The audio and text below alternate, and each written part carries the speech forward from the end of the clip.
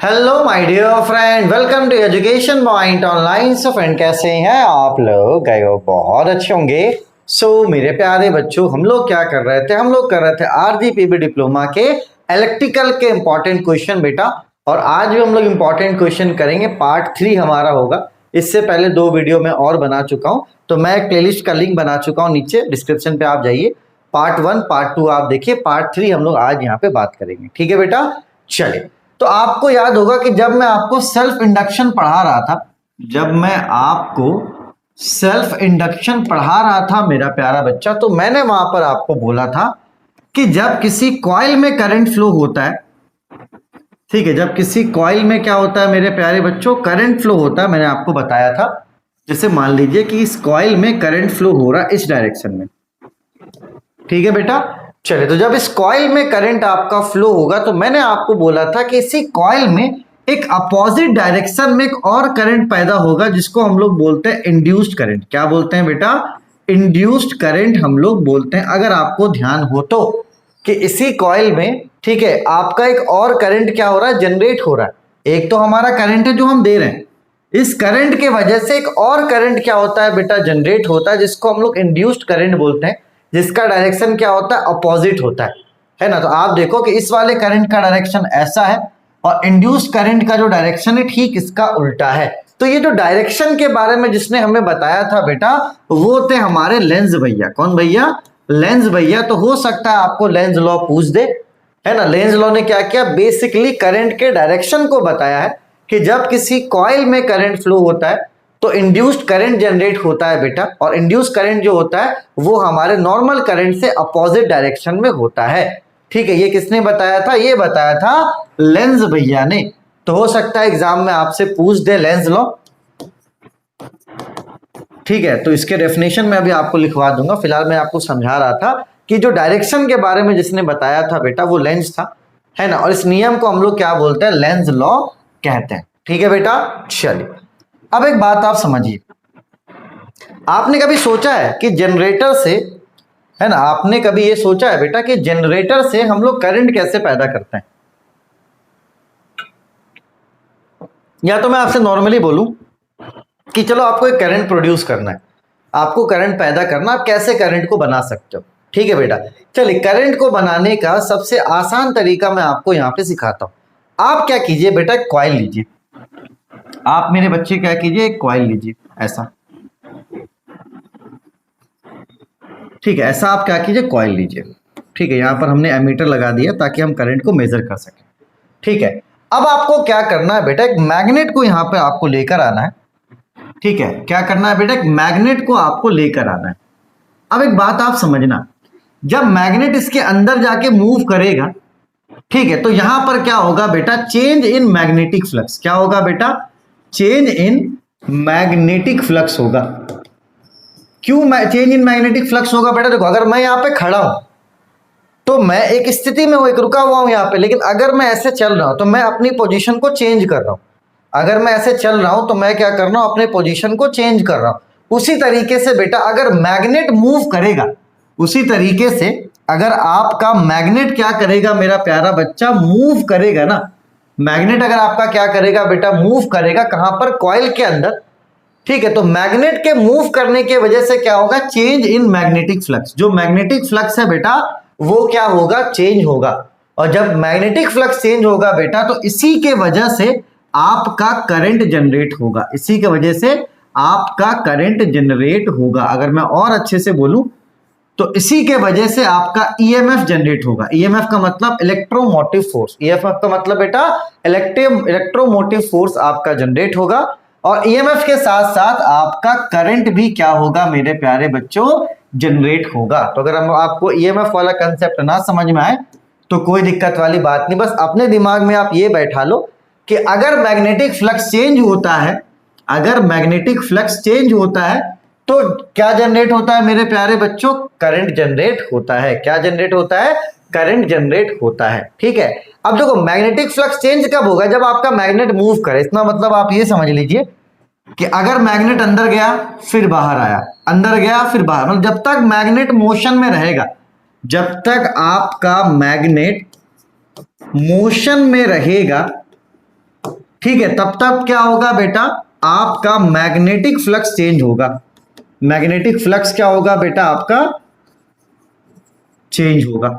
Magnetic flux क्या होगा बेटा, आपका चेंज होगा। और जब मैग्नेटिक फ्लक्स चेंज होता है तो आपका ईएमएफ जनरेट होता है। क्या होता है बेटा, ईएमएफ जनरेट होता है। और जब ईएमएफ जनरेट होता है मेरे प्यारे बच्चों, तो आपका करंट भी पैदा होता है। बस आपका सर्किट क्या होना चाहिए मेरा प्यारा बच्चा, क्लोज्ड होना चाहिए। ठीक है, चलिए फिर से मेरी बात को आप समझिएगा, क्योंकि आप एक अच्छे इंसान हैं, आप अच्छे से हमारी बात को समझ सकते हैं। मैं आपसे सिंपली बोल रहा हूं कि हमें बिजली को पैदा करना है। कैसे बिजली पैदा हो सकता है, कैसे करंट पैदा हो सकता है, बहुत सिंपल सी चीज है बेटा। आपको एक मैग्नेट लेना है, आपको क्या करना है बेटा, एक मैग्नेट लेना है, और इस कॉइल के अंदर आपको क्या करना है, मैग्नेट को मूव कराना है। इस कॉइल के अंदर मैग्नेट को आपको ले जाना है, फिर बाहर लेकर आना है, फिर अंदर फिर बाहर। ठीक है, तो जब आपका मैग्नेट कॉइल के अंदर, कॉइल के अंदर क्या करेगा, मूव करेगा, तो यहां पर क्या होगा बेटा, change in magnetic flux. Change in magnetic flux, magnetic flux आपका चेंज होगा। और जब आपका मैग्नेटिक फ्लक्स चेंज होता है तब आपका ईएमएफ इंड्यूस्ड होता है। क्या होता है बेटा, ईएमएफ इंड्यूस होता है, मतलब ईएमएफ पैदा होता है। ठीक है, और ईएमएफ पैदा होगा अगर आपका सर्किट क्लोज है, तो साथ ही साथ करंट भी जनरेट होता है, साथ ही साथ करंट भी जनरेट होता है। मतलब अगर आप समझ लो, आपने कोई ऐसा चीज बना दिया ना जिससे मैग्नेट आराम से मूव हो जाए आगे पीछे, तो आप आराम से जितनी चाहो उतनी बिजली बना सकते हो। क्योंकि जो आप लोग जनरेटर करते हैं ना बेटा, जनरेटर में क्या करते हैं, तेल डालते हैं, वो तेल जलता है तो ये जो मैग्नेट है ये ऊपर नीचे करता है। क्योंकि मेन मसला क्या है कि मैग्नेट को मूवमेंट में कौन रखेगा। ठीक है, चलिए बेटा, तो इसी को हम लोग क्या बोलते हैं, इसी को हम लोग बोलते हैं फराडे का फर्स्ट लॉ। फराडे का फर्स्ट लॉ हम लोग कहते हैं। ठीक है बेटा, क्या कहते हैं, फराडे का फर्स्ट लॉ हम लोग, इसी जो मैंने आपको घटना बताया, इसी को हम लोग फराडे का फर्स्ट लॉ कहते हैं। सेकंड लॉ क्या कहता है बेटा, फराडे का सेकंड लॉ ये कहता है, फराडे के दो नियम है, एक है आपका फर्स्ट, एक है आपका सेकंड। तो दूसरा नियम ये कहता है कि जो ईएमएफ है बेटा, वो डायरेक्टली प्रोपोर्शनल होता है rate of change of magnetic flux. मतलब जितनी जल्दी जल्दी मैग्नेटिक फ्लक्स, जैसे जितनी जल्दी जल्दी हम मैग्नेट को आगे पीछे करेंगे, उतनी जल्दी जल्दी क्या होगा बेटा, मैग्नेटिक फ्लक्स आपका चेंज होगा। ठीक है, मतलब जितनी जल्दी जल्दी आप मैग्नेट को आगे पीछे करोगे, उतने जल्दी आपका क्या होगा बेटा, मैग्नेटिक फ्लक्स का रेट ऑफ चेंज होगा।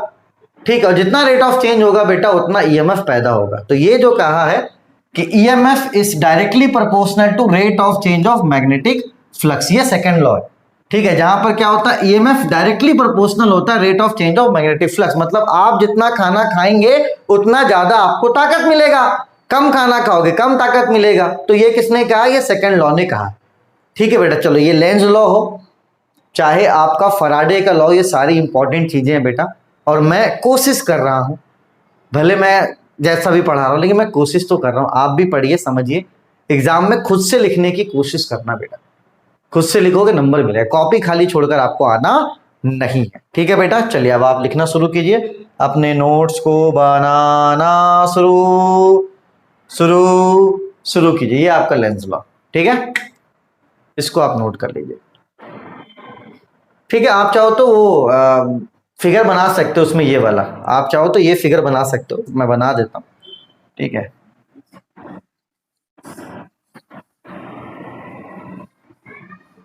ये बल्ब है। ठीक, अगर करंट का डायरेक्शन ये है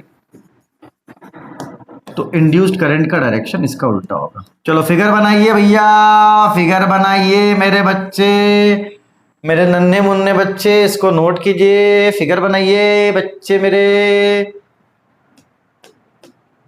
चलिए अब आइए फराडे के लॉ में, फराडे का फर्स्ट लॉ है ना, देखो मैग्नेट जाएगा तो मैग्नेटिक फ्लक्स चेंज होगा, जब मैग्नेटिक फ्लक्स चेंज होगा, ठीक है, तो करंट आपका क्या होगा, जनरेट होगा। ये आप इसको नोट करके ये फिगर आप बना लो, क्योंकि फिगर जब आप बनाते हो तो आपको नंबर अच्छा मिलता है। ठीक है, चलिए, तो फराडे के दो लॉ होते हैं बेटा, ये पहला लॉ है। ठीक, इसको आप नोट कीजिए, ये आपका दूसरा लॉ जो मैंने आपको बताया।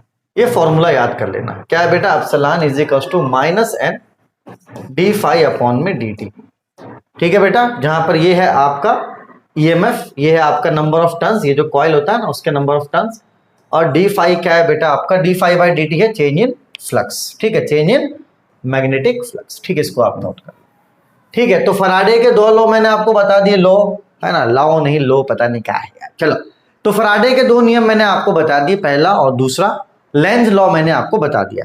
अब एक ऐसा क्वेश्चन है ना बेटा जो एग्जाम में बार बार आ रहा है, वो है मैग्नेटिक और इलेक्ट्रिक सर्किट के बीच में क्या है बेटा आपका डिफरेंस, ये बार बार दो एग्जाम में आ रहा है, तो आप समझ लो कि ये मोस्ट इंपॉर्टेंट है, आप ये समझ लो कि ये क्या है बेटा, मोस्ट इंपॉर्टेंट है, ठीक है।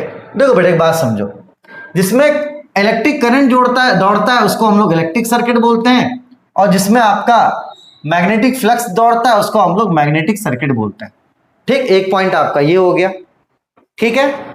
दूसरा आपका क्या हो गया पॉइंट, देखो करंट का जो फॉर्मूला होता है वो होता है ईएमएफ अपॉन में रेजिस्टेंस, ठीक है, और फ्लक्स का जो फॉर्मूला होता है एमएमएफ अपॉन में रिलक्टेंस, एमएमएफ होता है आपका मैग्नेटिक मोटिव फोर्स, ठीक है ना।